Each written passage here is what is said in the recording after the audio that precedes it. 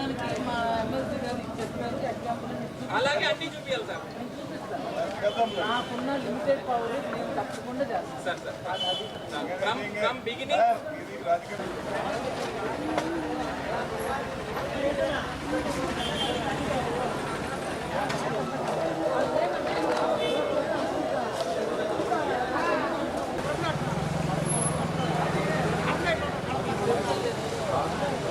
వెళ్ళినప్పుడు అక్కడ ఉన్న ఏ సమస్య ఉన్నా మన ఎన్జిఓ సార్ మీరు నాతో ఇందాక మాట్లాడినప్పుడు 3 daysలో నువ్వు చేయించుకోండి అన్నారు. డెఫినెట్లీ వీళ్ళు కోఆపరేట్ చేయించుకుంటాం. మాకు ఏ ఇంటెన్షన్ లేదు. We're very clear. We're very clear sir. భయాసుడు ఏముండదు. నా ఊరు కాదు, నాకు ఇక్కడ ఎవరు తెలియదు. నేను ఏం చేయాలన్నా చేస్తాను. కానీ ఇప్పుడు 3 days అన్నారు కదా sir. 3 days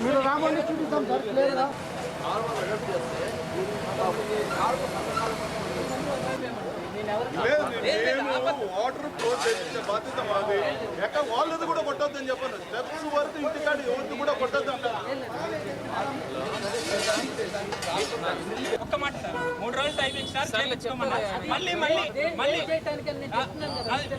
sir let me finish sir. మీరు ఎందుకు చేస్తాం సార్? స్టెప్స్ నీళ్ళు పోయేట్టుగా చేస్తాం. ఇప్పుడు మేయర్ వస్తే ఏమన్నారు? నేను చూసి చెప్తున్నాను కదా. కాదండి, ఇప్పుడు మేయర్ వస్తే ఏమన్నారు? తీస్తామన్నారు. నేను చేపిస్తా సార్.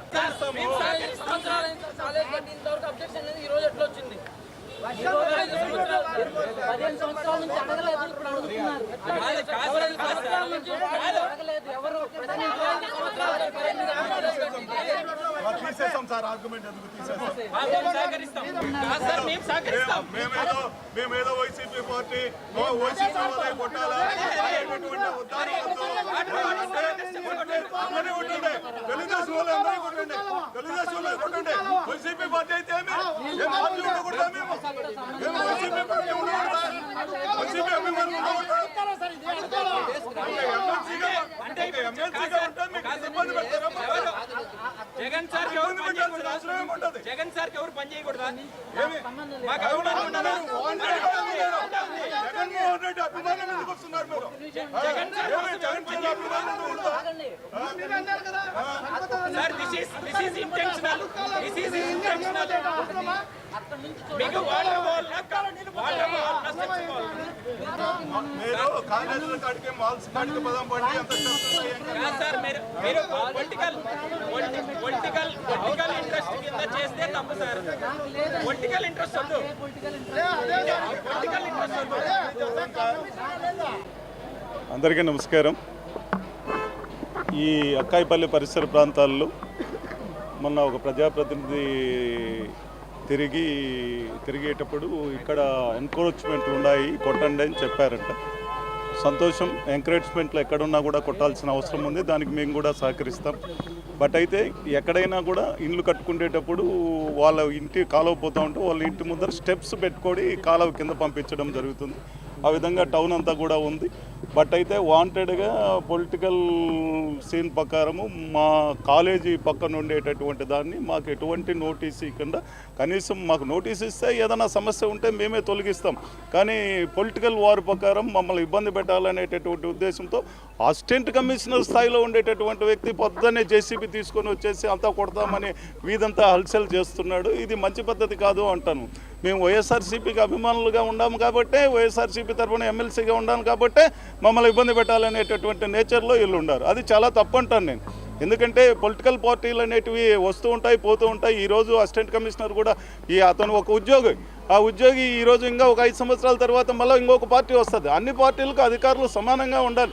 న్యాయం ఏదైతే అది చేయాలి, కానీ అన్యాయాన్ని న్యాయంగా మార్చేటటువంటి పద్ధతి అధికారులకు ఉండకూడదని నేను ఈ సందర్భంగా తెలియజేస్తున్నాను.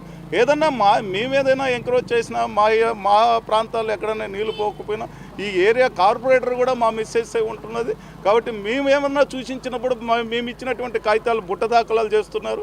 ఎవరో చెప్పారు కాబట్టి దీన్ని ఇంత ప్రధాన అంశంగా తీసుకొని ఇంత పొద్దున్నే వచ్చి వార్ చేయటటువంటి క్రమేణా అంటే ఏదో పెద్ద అలజడి చేసినట్టు మేమేదో ఆక్యుపై చేసినట్టు ఎందుకండి ప్రజలకు అందరికీ ఉపయోగపడే విధంగా మేము ప్రజాప్రతినిధిగా ఉంటూ అందరం కూడా ప్రజల డెవలప్మెంట్ కోసం సహకరిస్తాం. ఎమ్మెల్యే కావచ్చు మిగతా ప్రజాప్రతినిధులు అందరం కలిసి ప్రజలు బాగుండేదానికి పనిచేస్తామని నేను ఈ సందర్భంగా చెప్తున్నాను. ఇటువంటి చేష్టలు మంచివి కాదు. ఒకరిని మాత్రమే టార్గెట్ చేయడం మంచిది కాదు. ప్రభుత్వాలు ఉంటాయి పోతాయి. కాబట్టి అధికారులందరూ కూడా మీరు నిక్కచ్చిగా ఉండి మాకేదన్నా ఒక నోటీస్ ఇచ్చి ఏమన్నా సమస్య ఉంటే తప్పనిసరిగా ఏ ప్రజలకైనా నోటీస్ ఇచ్చే వాళ్ళు దానికి తప్పనిసరిగా సమాధానం ఇస్తారు, లేకపోతే రెక్టిఫై చేసుకుంటారు. Okay, thank you. ఇవ్వలేదండి. నోటీస్ ఇస్తే నోటీస్ ఇచ్చామని చెప్పాం. ఓరల్గా చెప్పారు. ఈ పక్కన అనేది ఓరల్గా చెప్తే ఎట్లా ఉంటుందండి? మేము కూడా ఓరల్గా చెప్పాం, అయ్యా ఈ ప్రాంతంలో ఏమి ఇబ్బంది లేదు, మేమన్నీ కూడా స్వచ్ఛందంగా మాదే కాదు మిగతా ప్రాంతాలు కూడా మేమే కార్పొరేటర్ ఈ ఏరియాలో అని చెప్పడం కూడా జరిగింది. బట్ అయితే అది వాళ్ళు ఇన్సెంటివ్ కావాల్సింది రావడం అండి. ఇది అంతే ఏమి ఒక పొలిటికల్ సంబంధంగా ఇది పొలిటికల్ వారుగా సంబంధంగా రావడం, పొద్దున్నే వచ్చి అలచలు చేయడం ఇది మంచి పద్ధతి కాదని నేను చెప్తాను. పార్టీలు వస్తూ ఉంటాయి పోతూ ఉంటాయి. కాబట్టి ఇంకనైనా నేను ఎతో చెప్తున్నాను అధికారులందరికీ కూడా న్యాయంగా చేయండి. అన్యాయంగా ఎక్కడైనా ఉంటే డెఫినెట్గా మేము కూడా సహకరిస్తాం, ముందుకు పోతాం. కార్పొరేషన్ పరిధిలో పబ్లిక్ ఎంక్రోచ్మెంట్ అయిన డ్రైన్స్ కానీ లేకపోతే పబ్లిక్ ఎంక్రోచ్మెంట్ అయిన ప్రాపర్టీస్ ఏదైనా ఉంటే మా గౌరవ మంత్రి గారు అలాగే మాకు సిడిఎంఏ నుంచి కూడా ఆదేశాలు ఉన్నాయి.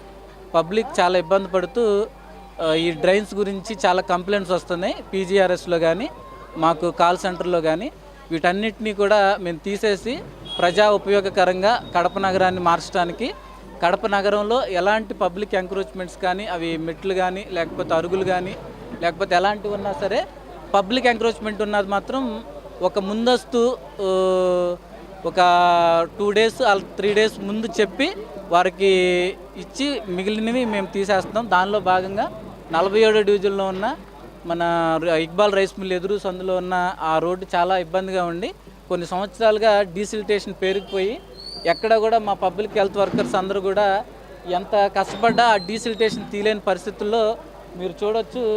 అదంతా కూడా మెట్లు కట్టేసి కాలువలను ఎక్కడ కూడా కనిపించకుండా చేస్తున్నారు. దానికి సంబంధించి మా మంత్రివర్యులు నారాయణ గారు కూడా ఆదేశాలు ఇవ్వటమే జరిగింది.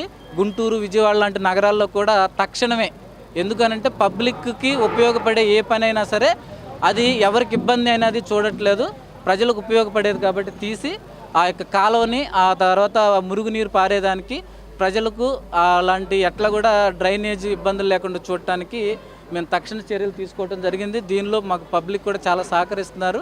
మిగిలిన వారు కూడా అర్థం చేసుకొని ఎవరు కూడా పబ్లిక్ ఎంక్రోచ్ డ్రైన్స్ మీదకి రాకుండా ఆ నీటిని మురుగునీటిని పారేదానికి అందరూ సహకరించాలి. ఇలాంటి ఎవరైనా సరే అడ్డుకున్నా లేకపోతే మా అధికారులను కానీ మాకు సంబంధిత పబ్లిక్ మన పారిశుద్ధ్య కార్మికులు కానీ అడ్డుకుంటే మాత్రం యాజ్ పర్ రూల్ ప్రకారం మేము కఠిన చర్యలు వారి మీద కూడా తీసుకోవడం జరుగుతుంది. కాబట్టి ఎవరిని మరొక్కసారి చెప్తున్నాను, ఎవరిని ఇబ్బంది పెట్టాలనో ఎవరినో పర్సనల్గా మేము వెళ్ళట్లేదండి. ఏ పర్సనల్గా వెళ్ళటానికి మాకు అలాంటి బాధ్యతలు ఉండవు. మాకు ఉండే బాధ్యత అంతా కూడా మేము పబ్లిక్ సర్వెంట్స్, ప్రజలకు సేవకులు మాత్రమే. మేము పబ్లిక్ ఆఫీసర్స్, పబ్లిక్ మాస్టర్స్ కాదు. వీఆర్ ఏ పబ్లిక్ సర్వెంట్, సేవకులం. సేవ చేసే భాగ్యాన్ని మాకు ఇచ్చారు. ఆ సేవ చేసుకునే అవకాశాన్ని కూడా ఇవ్వమని కోరుకుంటున్నాం. కార్పొరేషన్లో కార్పొరేషన్ యాక్ట్ ప్రకారం పబ్లిక్ ఎంక్రోచ్మెంట్ జరిగినప్పుడు నోటీసులు ఇస్తే దాని పర్యవసానాలు చాలా తీవ్రంగా ఉంటున్నాయి. దాని మీద డిలే అవుతున్నాయి తప్పితే పబ్లిక్ ఎంక్రోచ్ అయినప్పుడు ఎంక్రోచ్మెంట్ ఇవన్నీ కొన్ని సంవత్సరాల క్రితం జరిగినవి. పబ్లిక్ ఎంక్రోచ్మెంట్ అయితే యాజ్ పర్ జిహెచ్ఎంసీ యాక్ట్ 1955 ఆ సెక్షన్ కూడా మీకు చెప్తాను.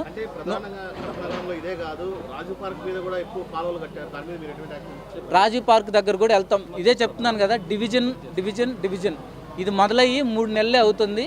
ఈ 3 నెలల్లో జరిగిన ఇలాంటి డీసిల్టేషన్ మీకు చెప్తున్న ఎగ్జాంపుల్ ఎన్జిఓ కాలనీ మీరు చూడండి, అలాంటిది జరిగింది. అలాంటి అప్పుడు కూడా వితౌట్ నోటీస్ పబ్లిక్ ఎంక్రోచ్మెంట్ అయింది, మేము వెళ్ళొచ్చండి. వితౌట్ నోటీస్ అంటే వాళ్ళకి ఓరల్గా ఇన్స్ట్రక్షన్, ఓరల్గా నోటీస్ లాంటిది ఇస్తాం. అది ఆల్రెడీ ఇచ్చాం 4 రోజుల క్రితమే.